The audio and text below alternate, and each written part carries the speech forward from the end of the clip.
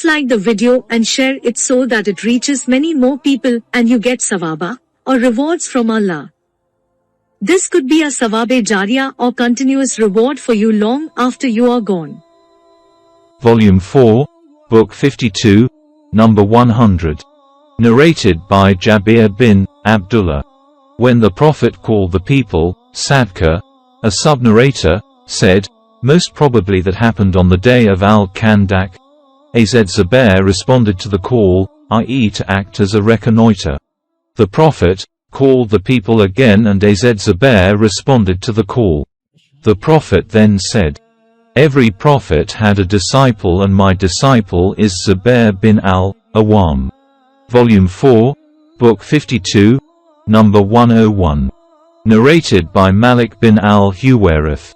On my departure from the Prophet he said to me and to a friend of mine, you two, pronounce the Adhan and the Qama for the prayer and let the elder of you lead the prayer.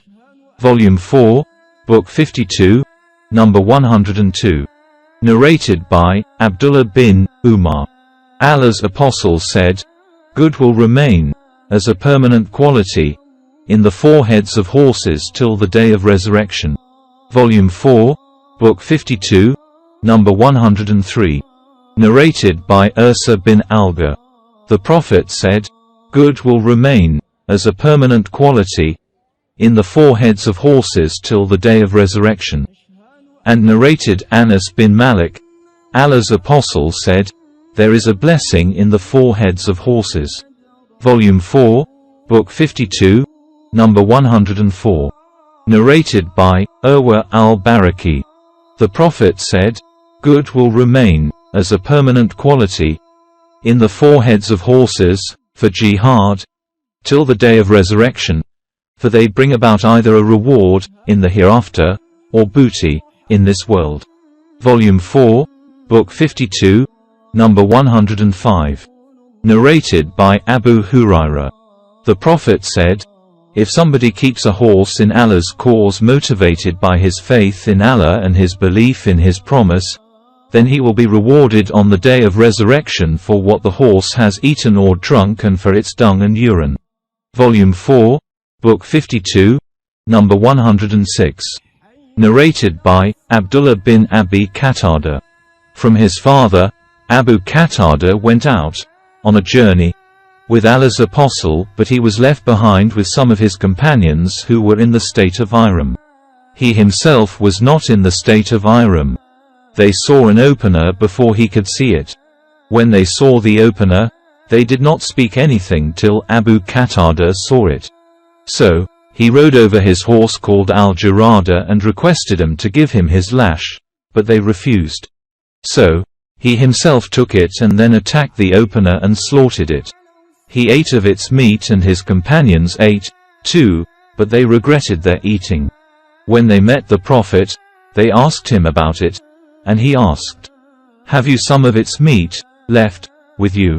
Abu Qatada replied, yes, we have its leg with us. So, the Prophet took and ate it. Volume 4, Book 52, Number 107. Narrated by Sal.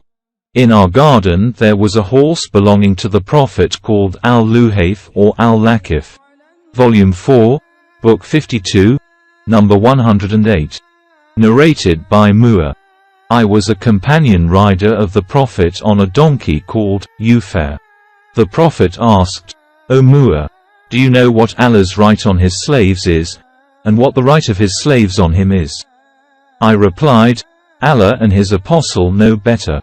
He said, Allah's right on his slaves is that they should worship him, alone, and should not worship any besides him.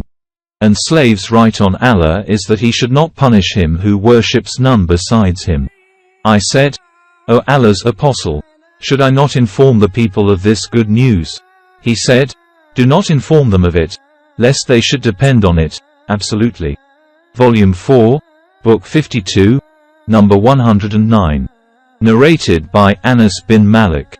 Once there was a feeling of fright in Medina, so the Prophet borrowed a horse belonging to us called Mandab, and he rode away on it. When the Prophet returned, he said, I have not seen anything of fright, and I found it, i.e. this horse, very fast. Volume 4, Book 52, number 110. Narrated by Abdullah bin Umar. I heard the Prophet saying, "Evil omen is in three things: the horse, the woman and the house." Volume 4, Book 52, number 111. Narrated by Sa'al bin Sa'd Sa'di. Allah's Apostle said, "If there is any evil omen in anything, then it is in the woman, the horse and the house." Volume 4, Book 52, number 112. Narrated by Abu Hurairah. Allah's Apostle said, "Horses are kept for one of three purposes. For some people they are a source of reward, for some others they are a means of shelter, and for some others they are a source of sins. The one for whom they are a source of reward is he who keeps a horse for Allah's cause, i.e. jihad, tying it with a long tether on a meadow or in a garden, with the result that whatever it eats from the area of the meadow or the garden where it is tied will be counted as good deeds for his benefit. And if it should break its rope and jump over one or two hillocks, then all its dung and its footmarks will be written as good deeds for him. And if it passes by a river and drinks water from it, even though he had no intention of watering it, even then he will get the reward for its drinking. As for the man for whom horses are a source of sins, he is the one who keeps a horse for the sake of pride and pretense and showing enmity for Muslims. Such a horse will be a source of sins for him."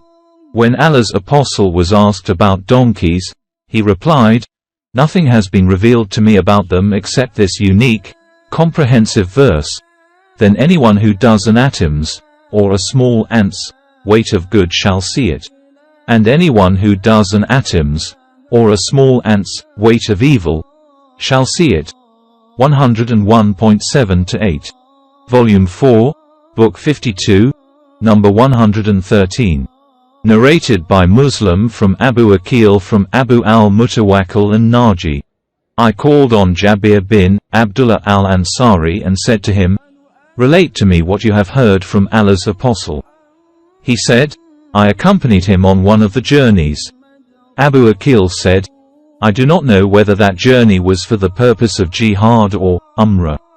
When we were returning, Jabir continued, "The Prophet said, whoever wants to return earlier to his family, should hurry up." We set off, and I was on a black red tainted camel having no defect, and the people were behind me.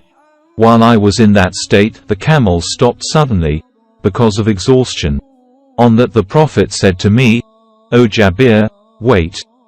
Then he hit it once with his lash and it started moving on a fast pace. He then said, "Will you sell the camel?" I replied in the affirmative when we reached Medina, and the Prophet went to the mosque along with his companions. I, too, went to him after tying the camel on the pavement at the mosque gate. Then I said to him, "This is your camel." He came out and started examining the camel and saying, "The camel is ours." Then the Prophet sent some awaq, i.e. an amount, of gold, saying, "Give it to Jabir." Then he asked, "Have you taken the full price of the camel?" I replied in the affirmative. He said, "Both the price and the camel are for you."